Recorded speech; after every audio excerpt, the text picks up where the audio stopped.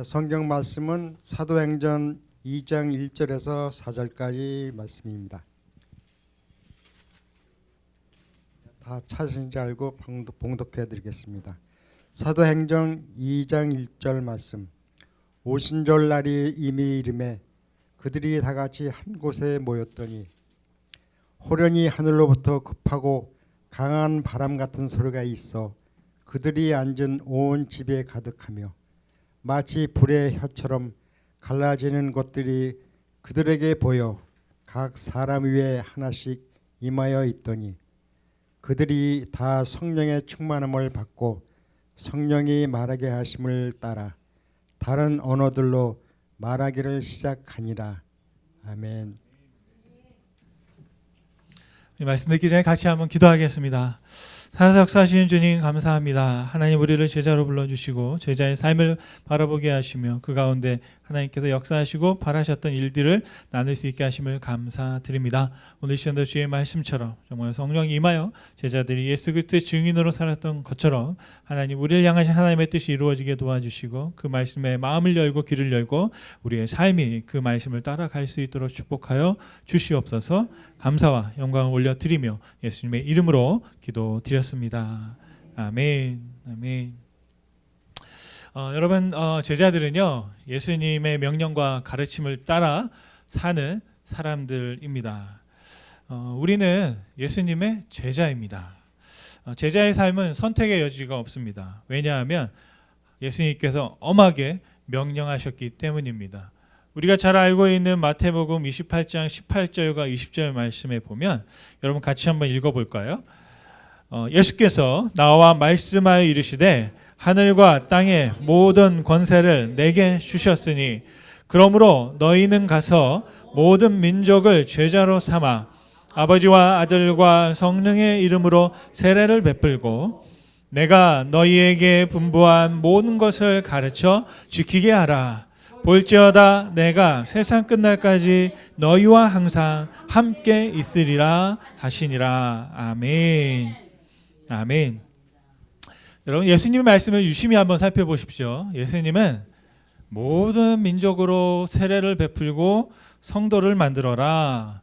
그리고 성도 중에 일부를 선택해서 제자를 삼아라 라고 말씀하시지 않으셨습니다.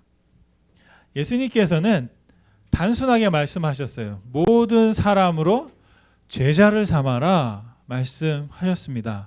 저와 여러분은 이것을 꼭 기억하셨으면 좋겠습니다. 제자는 우리가 흔히 생각하는 것처럼 여기 계신 여러분들 중에서 뭔가 특별하게 하나님께서 선택을 받아 세워진 사람들이 아니다라는 것입니다. 예수님이 바라셨던 건 우리 모두가 당신을 따라 살아가는 예수님의 제자가 되기를 원하셨다라는 것입니다. 제자는 다른 사람이 아니라요. 예수님이 어떻게 사셨는지 또 예수님이 무엇을 가르쳐 주셨는지를 배우고 그것을 실천하며 살아가는 사람인 줄 믿습니다. 그래서 교회는 교회 안에 성도가 있고 제자가 있고 따로 있는 게 아니에요. 교회는 바로 그 예수님의 제자들이 모인 사람들, 바로 그 사람들이 모인 곳이 교회인 줄로 믿습니다. 죄송하지만 교회를 어떤 분은 하나님 나라 가는 천국행 티켓을 받는 곳으로 생각하시는 분이 있습니다. 그래도 나는 티켓을 받았다. 난 예수를 믿는다. 이제 더 이상 바랄 것이 없다. 그런데 여러분 거기서 멈추시면 안 된다는 겁니다. 예수님께서 우리 가운데 말씀하고 있는 것은 분명히 우리는 천국을 향해 가고 있지만 오늘 예수님의 명령의 말씀에 유심히 봐야 될 게 있냐면 마지막에 예수님께서 이런 말씀을 하셨습니다. 내가 너희와 함께 한다. 여러분 어디서 함께 하실까요? 세상 끝날까지 함께 하신대요. 예수님께서 어디서 함께 하십니까? 이 세상에서 우리와 함께 하신다라는 거죠. 우리는 하나님 나라 가고 싶지만 예수님 말씀하십니다. 죄송하지만 잠깐만 세상에 있어라. 내가 세상에서 너희와 함께 하겠다. 언제까지? 이 세상이 끝날 때까지. 또 언제까지? 나의 세상이 끝날 때까지 하나님께서 우리와 이 땅에서 함께 하신다라고 했습니다. 여러분 이게 굉장히 중요하거든요. 그런데 우리는 이 땅에서 하나님과 예수님과 함께하는 삶, 잠깐 미루어 놓고 하나님이 너무 좋아서 하나님 나라 가는 소망을 많이 가지고 살고 계십니다.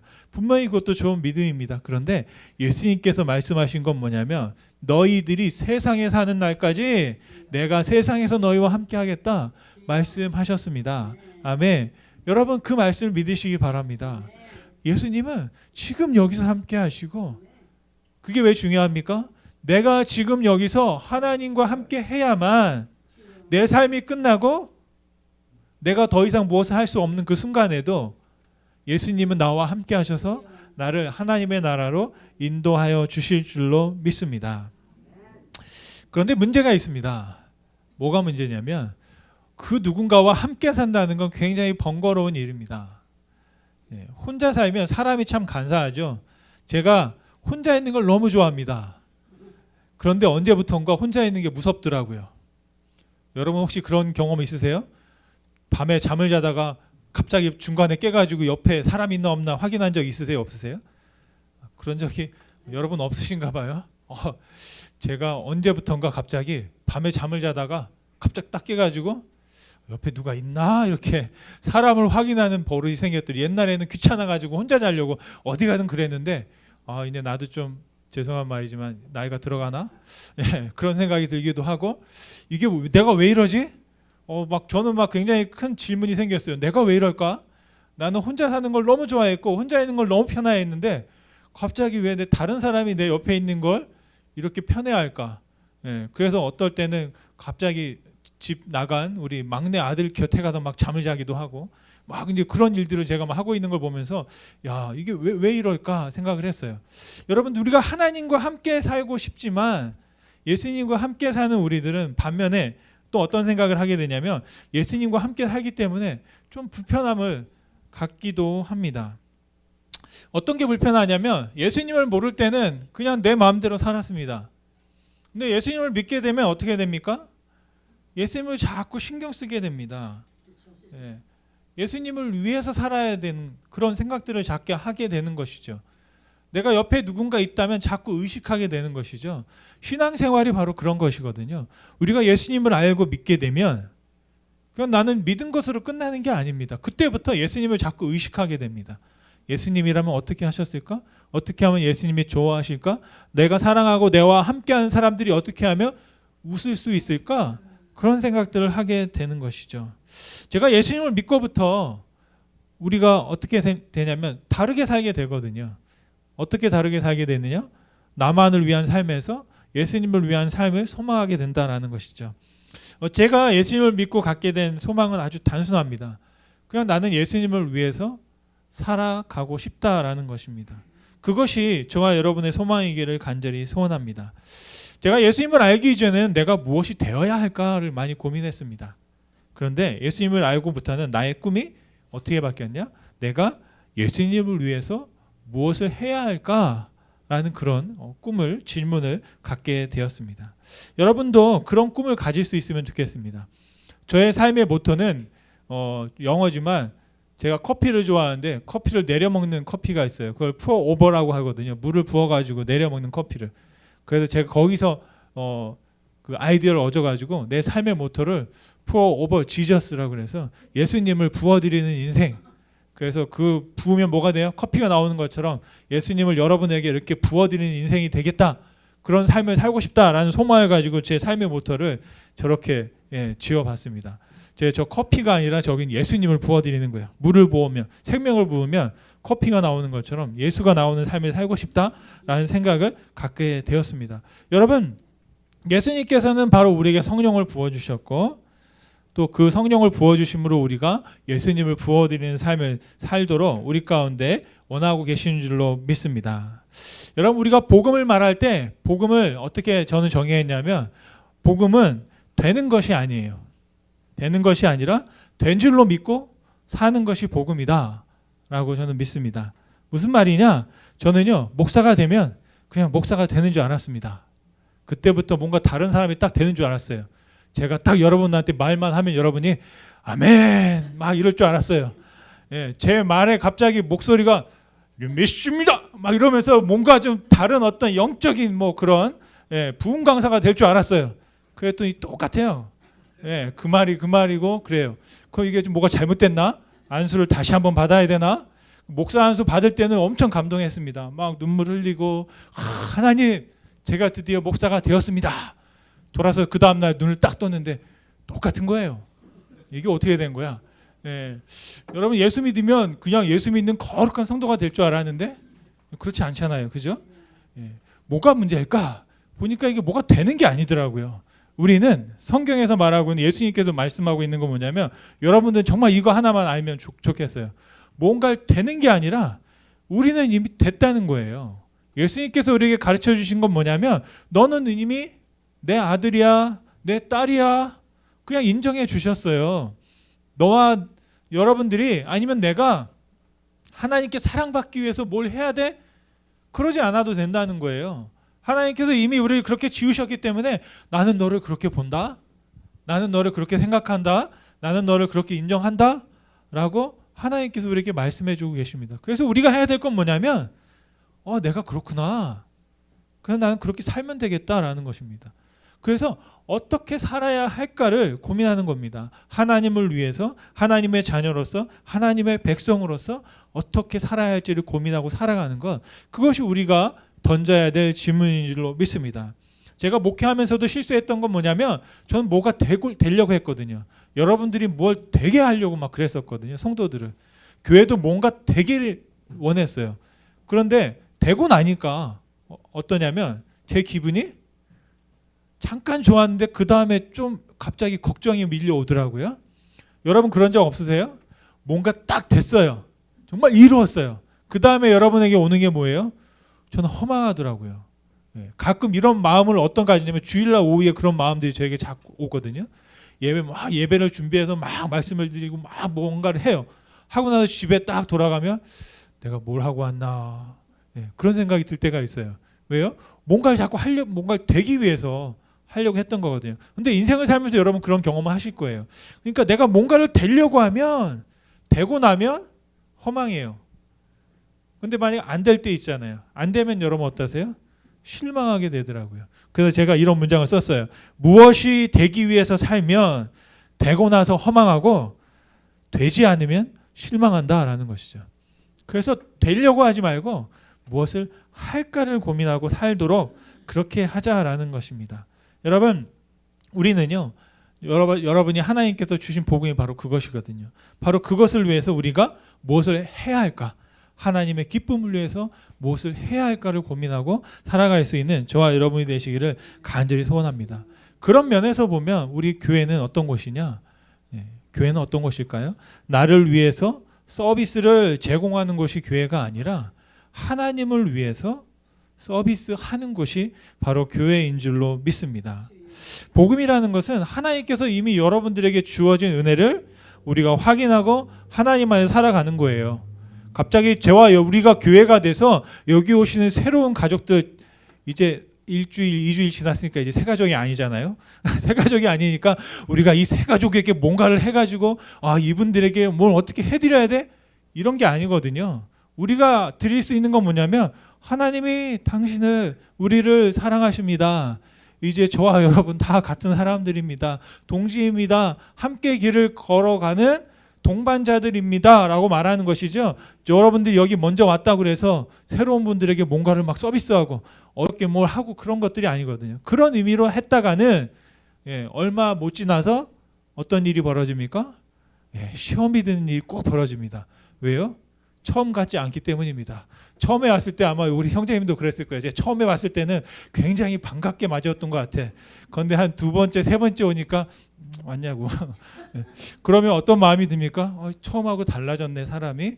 그럴 수 있거든요. 사람이 그런 거예요. 서비스는 그렇거든요. 왜냐하면 아무리 단 음식을 먹어도 처음엔 달아요. 근데 두세 번 먹다 보면 그 맛이 그 맛인 것이죠.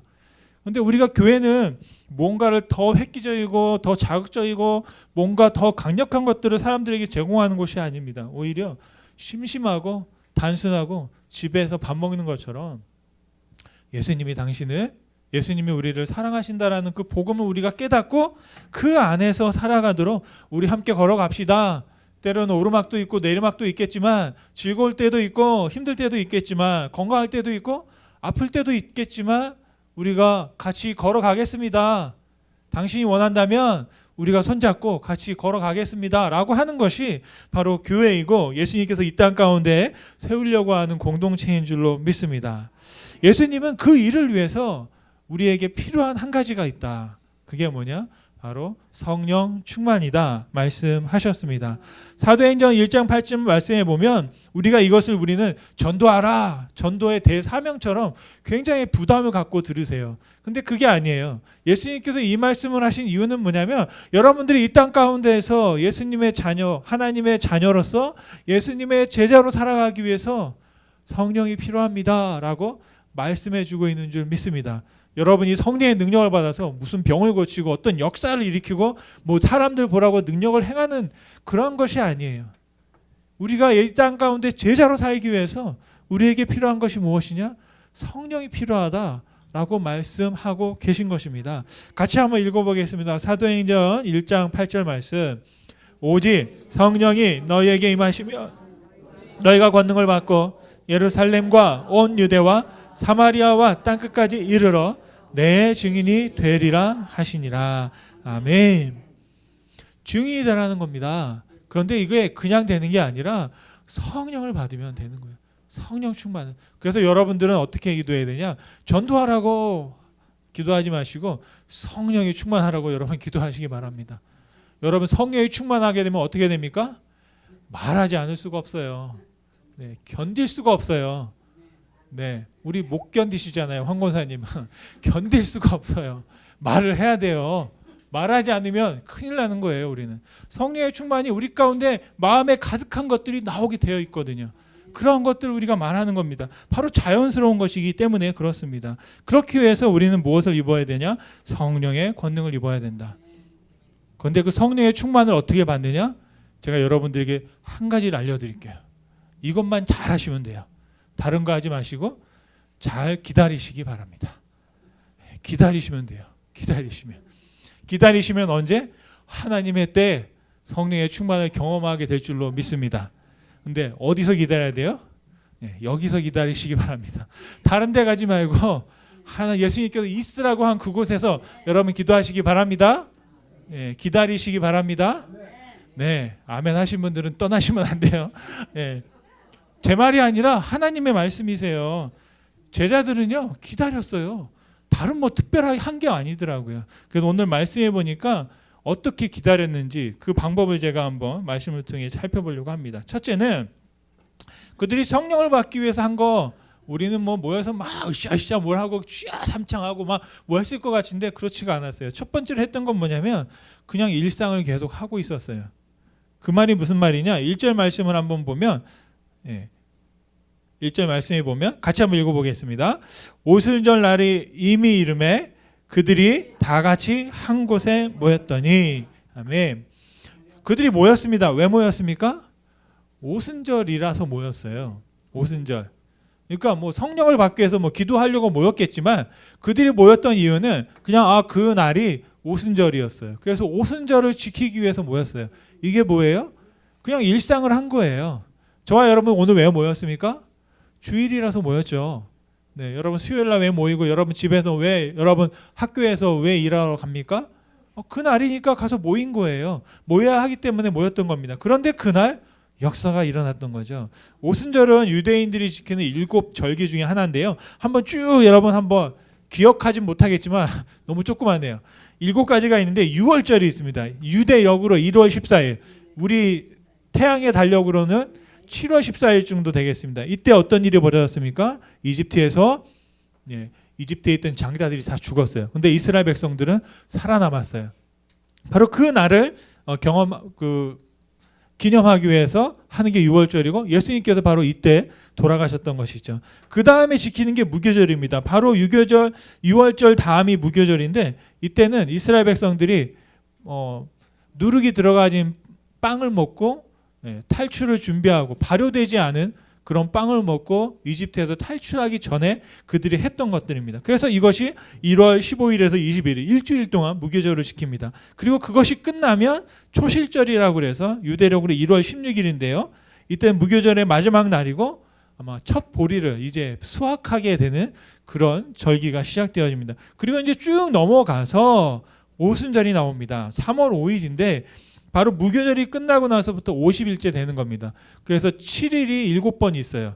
7 곱하기 7하면 7, 7에 49죠. 맞나요? 네, 49. 그래서 이 오순절을 다른 말로는 칠칠절이라고도 해요. 7번의 주일을 일요일을 지나고 안식일을 지나고 맞이하는 첫날, 그래서 칠칠절이라고도 합니다. 이때는 어떤 일을 했냐면 수확이 다 끝나는 날입니다. 그래서 그 마지막 곡물 수확을 끝내고 또 오순절을 지키면서 하나님께 감사했던 날입니다. 그리고 나팔절이 있는데요. 유대력으로는 7월 1일이고 양력으로 하면 이게 1월 1일이 됩니다. 이때는 나팔을 불어서 또 서로의 그 구원을 하나님 앞에 또 기념했던 그런 날이 되겠고요. 정말로 가장 중요한 날 중에 또 하나가 속죄일입니다. 유대력은 7월 10일이고 이때는 국가적인 아주 회개와 금식을 선포하는 날이 되겠고요. 마지막 초막절이 있습니다. 7월 15일부터 22일까지. 이때는 광야에서 이스라엘 백성들이 초막을 짓고 텐트를 짓고 살았던 것들을 기억하면서 그렇게 지켰던 절기가 초막절이 되겠습니다. 이 중에 오순절이 바로 오늘이었던 거예요. 그래서 그날 제자들이 모였습니다. 우리가 지금 알기로는 오순절이 성령 강림절, 그래서 교회들은 지키지만 원래 오순절은 성령 강림과는 전혀 관계가 없었어요. 그냥 6월절 지나고 50일째 되는, 그래서 모든 추수를 마치고 하나님께 감사하는 절기. 잘 보면 추석 비슷한 그런 절기가 되겠습니다. 그런데 바로 그 날을 기념해서 같이 모였는데 그곳에서 역사가 일어났다라는 것입니다. 여러분, 제가 말씀드리고 싶은 건 일상이 굉장히 중요하다라는 거예요. 여러분, 오늘 주일이잖아요. 오늘 여러분은 그냥 예배 가운데 왔는지 모르지만 여러분의 마음속에 또 갑자기 성령이 임하셔서 여러분 가운데 충만히 역사하실 수 있음을 여러분 기대하시기를 간절히 소원합니다. 아멘. 기대하면 바로 그 기대에 하나님께서 역사하실 것이고, 오늘 이 시간 여러분 가운데 성령이 임하셔서 갑자기 안 믿어지던 예수님이 믿어지고, 갑자기 제가 이렇게 잘생겨 보이고 그런 일이 일어날 수도 있을까요? 없을까요?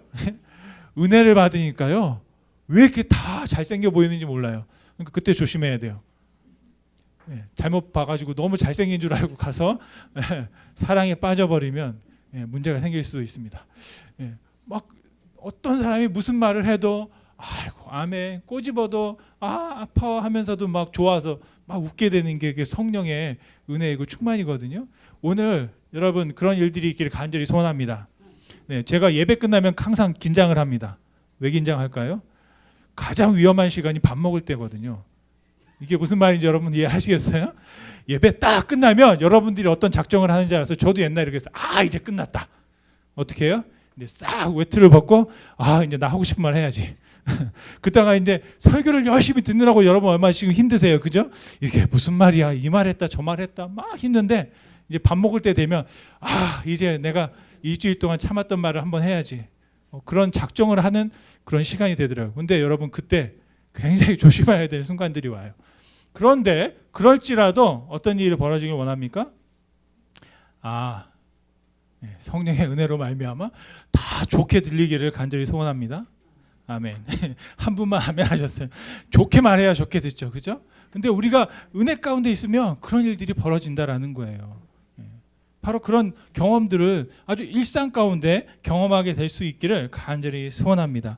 그래서 중요한 것은 정기적으로 여러분들이 하나님 앞에 약속하고 드려지는 시간들이 얼마나 중요한지 몰라요. 바로 그 가운데서 역사하셨다라는 것입니다. 예수님은 오순절날 성령님이 올 거라고 약속하지 않으셨어요. 나중에 보니까 그날 예수님이 오셨던 것이다라는 것입니다. 두 번째로 우리는 어떻게 성령을 기다려야 할까? 제자들은 때를 채웠습니다. 오순절 날이 이미 이르렀다라고 말씀했습니다. 우리는 알지 못했지만 하나님은 알고 계셨죠. 그리고 그 날 될 때까지 하루하루 채워 가신 줄로 믿습니다. 갈라디아서 4장 4절 말씀해 보니까 이런 말씀이 있습니다. 때가 참에 하나님이 그 아들을 보내사 여자에게서 나게 하시고 율법 아래 나게 하신 것은, 아멘. 예수님께서 이 땅에 오실 때 어떻게 오셨느냐? 때가 차서 왔다라고 말씀하시는 거예요. 우리는 알지 못했지만 하나님의 때가 차서 이 땅 가운데 오셨다라는 거예요.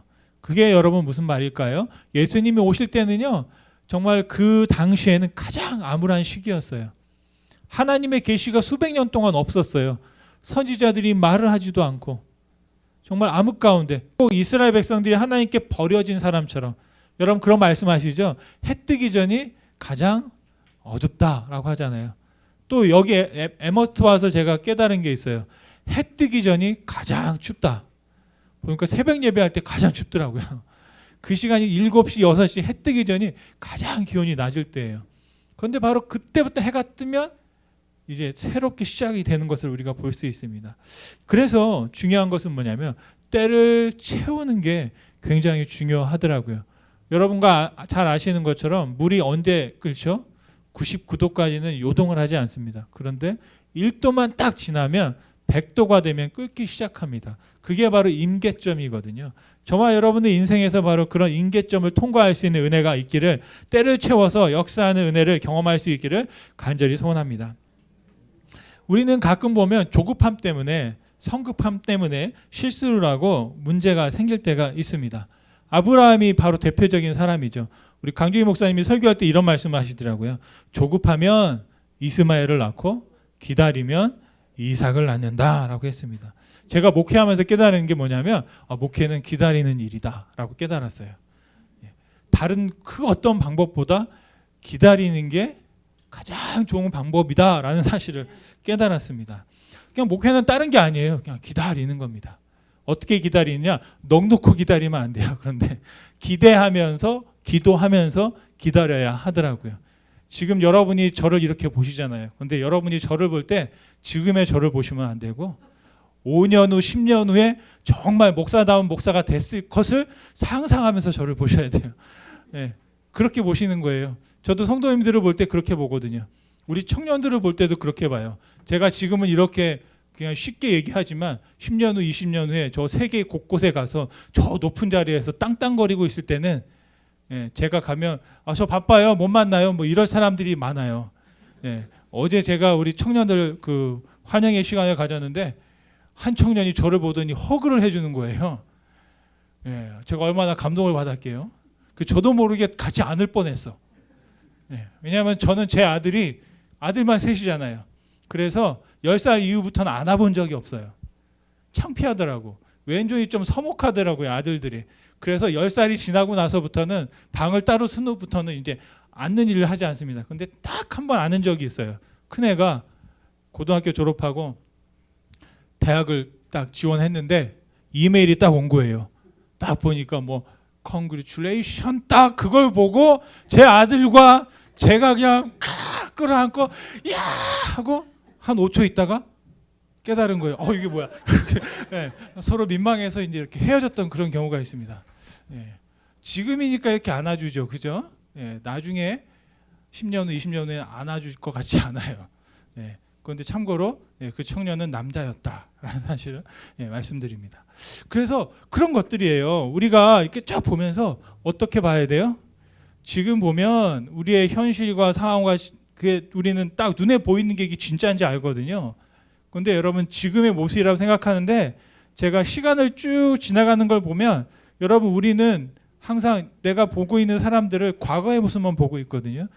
여러분 내가 눈을 보고 그 다음에 벌써 머리 생각하면 그건 다 옛날 얘기가 됩니다.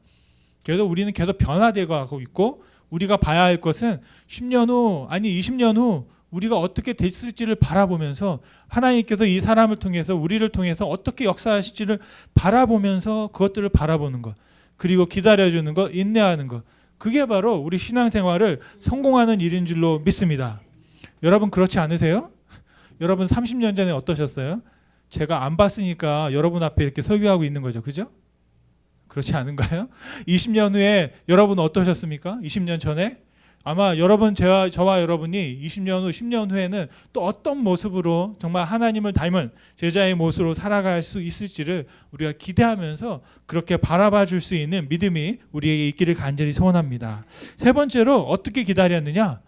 갑자기 올지 모르기 때문에 늘 준비하고 있어야 된다는 겁니다. 성령은 어떻게 오셨냐? 갑자기 오셨어요. 제가 하나님을 경험한 것도 갑자기 그런 일들이 벌어졌습니다. 2절 말씀에 보니까 이렇게 기록되어 있습니다. 같이 한번 읽어볼게요. 사도행전 2장 2절 말씀. 호련히 하늘로부터 급하고 강한 바람 같은 소리가 있어 그들이 앉은 온 집에 가득하며. 아멘. 어떻게 왔다고요? 호련히. 이게 보니까 세번역성에는 갑자기라고 되어 있어요. 그러니까 제자들은 그날인 줄 몰랐어요. 그냥 오순절이니까 모였는데 갑자기 성령이 오셔서 어떻게 해요? 바람 소리가 막 들리기 시작합니다. 2절 말씀에. 그러더니 3절 말씀에 보니까 불꽃이 보여요. 제가 그림이 하나 있는데요. 사진이 하나 있는데 있나요? 네, 그림이 있나요? 혹시 제가 넣어놨나? 네, 성화. 이게 성화인데 보면 그 당시에 제자들이 있고 머리에 불꽃이 막 이렇게 있잖아요. 그 본 거예요. 소리는 안 들리지만 소리가 들리고 불꽃이 있었습니다. 그런데 더 중요한 건 그 다음이에요. 4절 말씀입니다. 어떻게 성령님께서 오셨냐? 말씀으로 임하셨다라는 것입니다. 우리 한번 같이 한번 읽겠습니다. 사도행전 2장 4절 말씀. 그들이 다 성령의 충만함을 받고 성령이 말하게 하심을 따라 다른 언어들로 말하기를 시작하니라. 아멘. 제가 보니까 아까 있던 그 성령의 불꽃은 제자들이 갈 때마다 항상 머릿속에 왜 따라다녔을까요? 안 따라다녔을까요? 네? 따라다녔으면 좋았을 텐데 혹시 뭐 보이시나요 여기? 안 보이시죠? 아마 그때만 특별하게 그랬던 것 같아요. 우리 눈에 보니까 불꽃이 막 여기에서 막 불나고 일렁이고 있는 그런 것들을 봤어요. 그런데 무엇이 남았느냐? 불꽃도 그 제자들의 밖이에요. 바람도 그 공간을 흐나드는 거죠.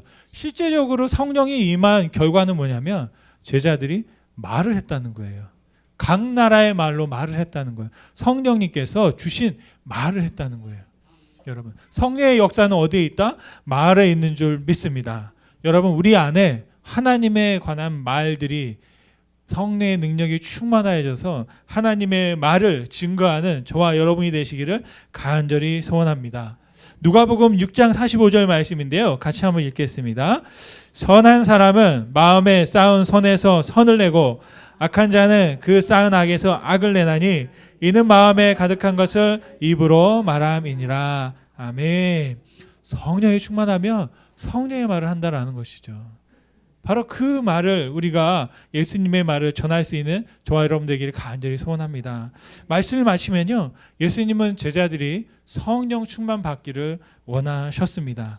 누가복음 4장 1절 말씀에 보면 예수님도 성령 충만을 받으셨어요. 예수님도 사역하기 전에 성령 충만을 받고 시작하셨습니다. 어떤 말씀이냐면 누가복음 4장 2절 말씀에 예수님께서 성령의 충만함을 입어 요단강에서 돌아오사 광야에서 40일 동안 성령에게 이끌리시며 라고 되어 있습니다. 예수님도 사역하기 위해서 성령이 필요하셨다는 거죠. 여러분, 우리가 제자로 살아갈 때 무엇이 필요할까요? 성령이 필요한 줄로 믿습니다. 사도 바울은 이렇게 말했습니다. 에베소서 5장 18절 말씀인데요. 술 취하지 말라. 이는 방탕한 것이니 오직 성령의 충만함을 받으라 말했습니다. 여러분, 왜 술 취하지 말라고 했을까요? 저도 술을 먹어보진 않았지만 술 취하면 사람들을 많이 봤습니다. 보면 어떤 일이 보면 나중에 기억이 없대요. 기억이 없대요. 예, 얼마나 마셨기 때문에. 이게 뭘까요, 여러분? 술을 왜 마실까요? 취하기 위해서 마시잖아요. 그리고 어떻게 하려고요? 그 시름을 다 잊어버리려고. 기억을 안 하려고. 저는 이게 뭐냐면 그 시간이 없어져 버리는 거예요. 술 취한다는 건 뭐냐면 나에게 주어진 성령으로 충만함을 통해서 하나님의 역사를 이루어가야 될 그 시간이 사라져 버리는 거예요.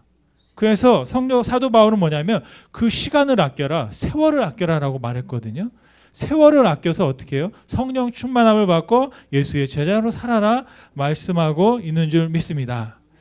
제가 아까도 잠깐 말씀드렸지만 화요일에 김태모 집사님이 위독하시다는 말씀을 듣고 병원에 좀 신방을 했습니다.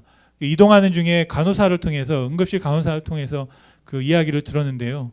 동공이 반응이 없고 호흡은 있지만 뇌출혈이 발견되었다. 그래서 굉장히 위급한 상황 가운데 있다라고 했습니다.